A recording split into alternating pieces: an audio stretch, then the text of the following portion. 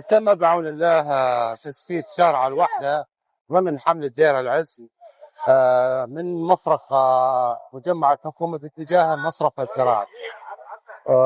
والخطوة الثانية إن شاء الله من شارع مفرق الحديقة باتجاه الشراديق أو باتجاه بداية شارع أنس بن مالك، والتقاطع باتجاه مدخل المدينة باتجاه البلعوم.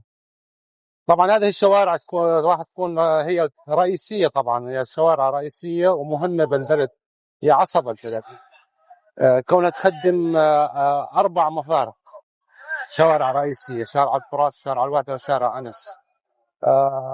طبعا كانت هي الشوارع تعبانة جدا منذ أكثر من 12 أو 13 سنة لم يأتي زفت يعني على المنطقة. والله أنا جيت من 4 أشهر أو 5 أشهر، كنت مهجر، فواقع المدينة تتحسن 100%.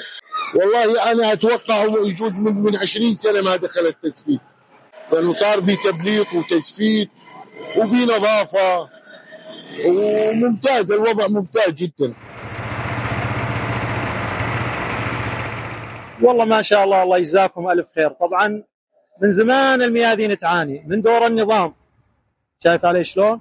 والحمد لله رب العالمين الله خلصنا منها النظام، وما شاء الله عليهم الشباب، والله شغالين ما شاء الله، والله الليل والنهار شغالين ما شاء الله عليهم.